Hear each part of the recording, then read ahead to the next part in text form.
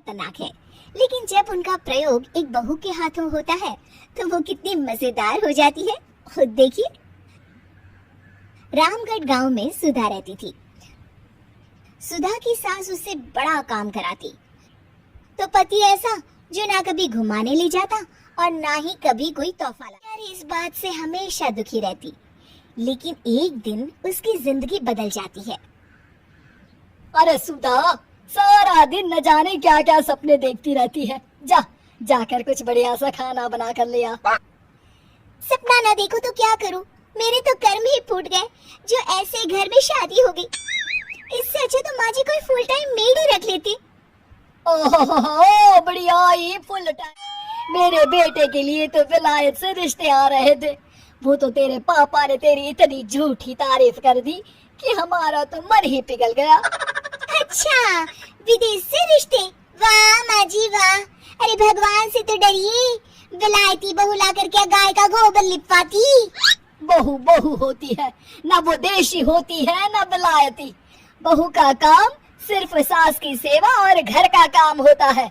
और सुन, तुझे मैं क्यों बताऊं कि मैं क्या करती? जाकर घर का काम कर। से चली जाती है। शाम को सुधा का पति जल्दी घर आता है, जिसे देख सुधा खुश हो जाती है। जी आ गए आप? जरूर मुझे कहीं घुमाने ले जाने का प्लान होगा आपका। सब समझती हूँ मैं। अरे नहीं भाग्यवान, घूमना क्या है, बस आज जल्दी बस मिल गई तो घर जल्दी पहुंच गया। अच्छा सुनो, जरा आज शाम की चाय के साथ पकोड़े भी तल लेना, बड़ा मन कर रहा है। सुधा पति की बात सुनकर पैर पटकती हुई किचन में चली जाती है। वो काम करते करते खिड़की के बाहर देखती है कि तभी उसे एक चमकीली सी कॉपी दिखाई देती है। वो खिड़की से उस कॉपी को उठा लेती है और उसे खोल कर देखती है तो उसमें सुनहरे अक्षरों में लिखा, जादुई किताब, इस पर जो लिखो वो सच होता है। सुधा उस किताब को देखकर खुश हो जाती है और जल्दी से पास रखी पेंसिल उठाकर उसमें लिख देती है, मेरी सास सारा काम कर दी। तभी उसकी सास किचन में आ जाती है और कहती है, अरे बहू, सारा दिन लगी रहती है काम में, अब जाकर आराम कर ले, मैं तेरे लिए चाय और गर्मा गर्म पकोड़े लेकर आती हूँ। सुधा ये देखकर हैरान हो लेकर कमरे में आ जाती है। तभी वो देखती है कि उसका पति आराम से बैठकर किताब पढ़ रहा होता है। सुधा झट से कॉपी निकालकर उसमें लिखती है, मेरा पति मुझे घुमाने ले जाए।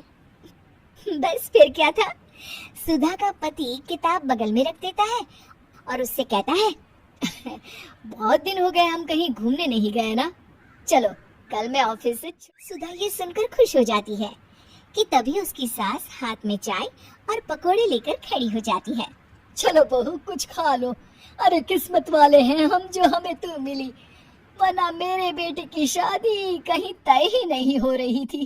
कोई लड़की इस घर में शादी नहीं करना चाहती थी। ले बहू खा ले। अब तो सुधा की बल्ले बल्ले हो गई थी। सुधा की सास और पति बस उसके इशारों पर घूमते।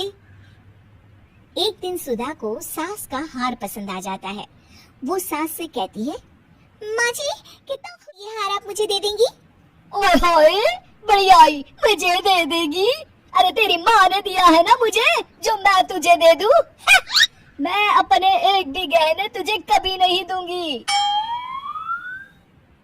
तभी सुधा अपने कमरे में जाती है और कॉपी में इसके सारे गहने मेरे हो जाए। अब क्या था, थोड़ी ही देर में सास एक संदूक लेकर उसके कमरे में आ जाती है। बहू ये ले। ये क्या है माँ जी?